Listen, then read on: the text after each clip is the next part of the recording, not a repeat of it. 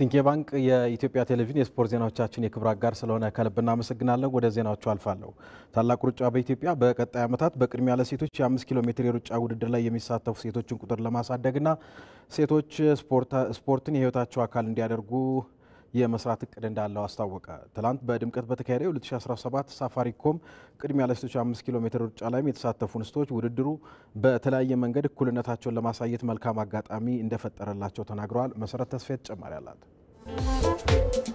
የ2017 ሳፋሪኮም ቅድሚያ ለሴቶች የ5 ኪሎ ሜትር ሩጫ ውድድር ትላንት መነሻና መድረሻውን አስላሳ አድርጎ ለ22ኛ ጊዜ በ16000 እንስቶች መካከል በድምቀት ተካሂዷል። ታላቁ ሩጫ በኢትዮጵያ ከአጋሮቹ ጋር የሚያዘጋጀውና ሴቶች ብቻ የሚሳተፉበት ይህ የ5 ኪሎ ሜትር የሩጫ ውድድር ባለፉት ዓመታት ስኬታማ ሴቶችን የማወደስ ባህል በሀገር አቀፍ ደረጃ እንዲዳብር የራሱን ከፍተኛ አስተዋጽኦ ማበርከቱ ይነገራል። የዘንድሮ ውድድርም ልክ እንዳለፉት ዓመታት ሁሉ በሁሉም የእድሜ እርከኖች የሚገኙ በርካታ ሴቶች በተለያዩ መንገዶች ደስታቸውን የተጋሩበት እንደነበር ለኢትዮጵያ ብሮድካስቲንግ ኮርፖሬሽን አስተያየታቸውን የሰጡ የውድድሩ ተሳታፊዎች ገልጸዋል። ሴቶች በብዛት ሌላ ስራ ቦታ ላይ ነው ቤት ነው የሚውሉትና በዛ አጋጣሚ ደግሞ ራሳቸውን እንጆይ ያደረጉ ከጓደኞቻቸው ጋር መገናኘታቸው ኢቭን ራሱ ልጆች ከልጆች ጋር መገናኘት ሴቶች ልጆች ናቸው ተለይተው የሚመጡትና ደስ ይላል። በጣም ደስ የሚል ከሌላው ለየት ያለ ነው።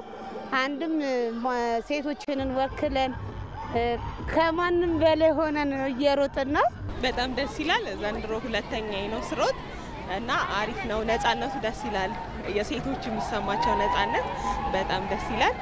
ትምህርት ቤታችን ወክለን የመጣ ነው እና እኛ በጣም ነው ደስ ያለን። ትምህርት ቤታችን ለእቴጌ መነን ገርልስ ቦርዲንግ ስኩል ይባላል እና ሙሉ የሴቶች አዳሪ ትምህርት ቤት ነው እና ትምህርት ቤታችን እዚህ ይዞን ስለመጣ በጣም ደስ ብሎናል።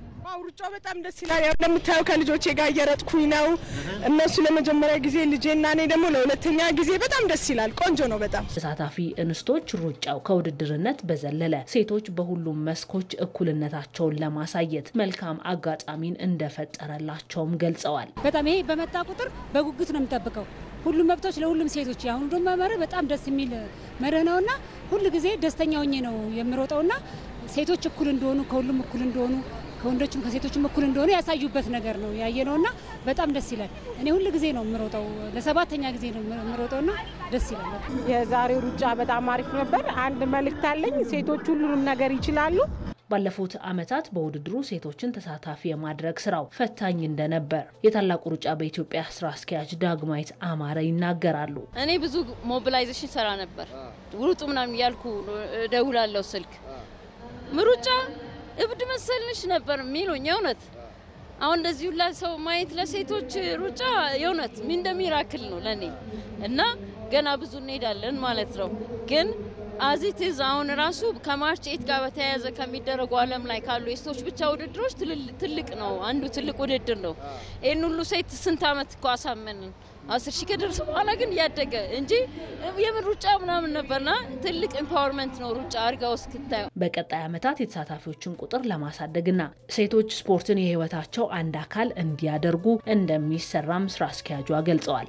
ሞር መሮጥን እንደ ሆቢ እንዲያረጉት እዚህ ዛሬ መጥቶ ብቻ መሮጥ ሳይሆን ቀስ በቀስ መጡልን ዛሬ አይደል ከዛ ደግሞ እስኪ ልምምድ አድርጉ የህይወታቸው አካል አድርጉት ቢካዝ እንዳልኩ ነው ኢትስ ሪሊ ኢምፓወሪንግ ሩጫ በጣም ኢምፓወሪንግ አለው። ስሜቱ ደስ ይላል። በደንብ ሴቶች መተው በየሩጫው ሎ ፐርሰንት ነው ያለው ሁሌ ሩጫችን ላይ እንደሱ እንዲሆኑ ነው ምን ፈልገው ከዛ ውጪ ቁጥሩን እያሳደግን እየበዛን እንደዚህ ሜቢ ከዚህ ቦታም ልንሄድ እንችላለን በስተን እሱ ነው ግን አላማችን። 22ኛ ዙር የሳፋሪኮም ቅድሚያ ለሴቶች የ5 ኪሎ ሜትር ሩጫ ትላንት ሲካሄድ በተለያዩ ዘርፎች አሸናፊ የሆኑ እንስቶች ሽልማትና እውቅና ተበርክቶላቸዋል።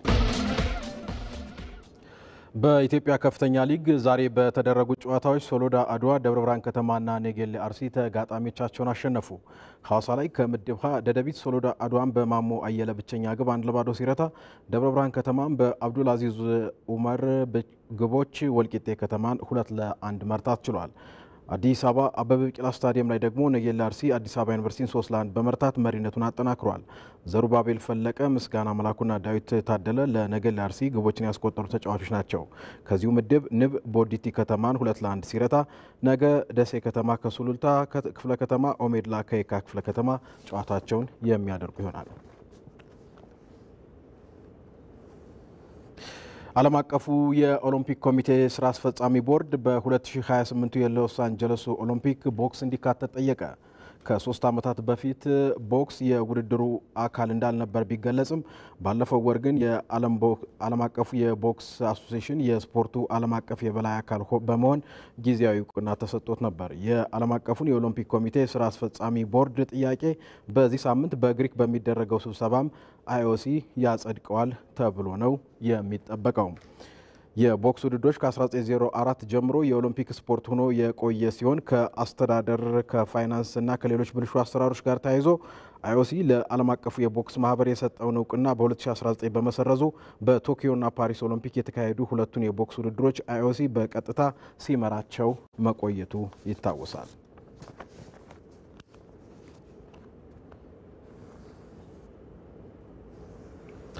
ሊዮኔል አንድሬስ ሜሲ በጉዳት ከአርጀንቲና ብሔራዊ ቡድን ስብስብ ውጭ ሆነ።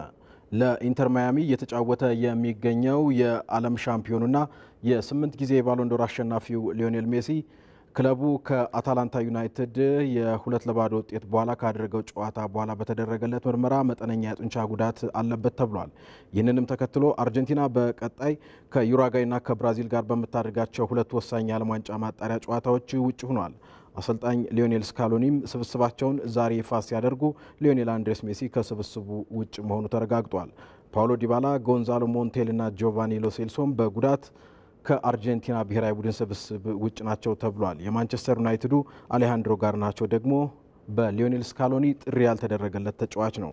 አርጀንቲና የዓለም ዋንጫ የምድብ ማጣሪያውን እየመራች ትገኛለች።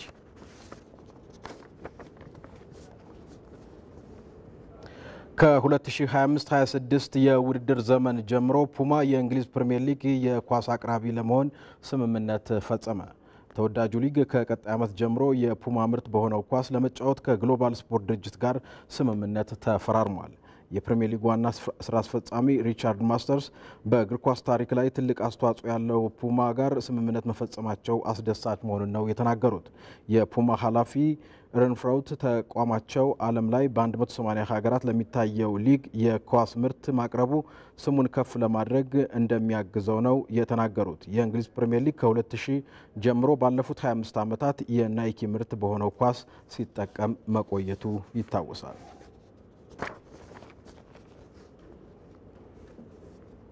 ተመልካቾች ከኢቲቪ 57 የስፖርት ዜናዎቻችን ተጠናቀቁ። ደግነት መኩሪያ ነበርኩ።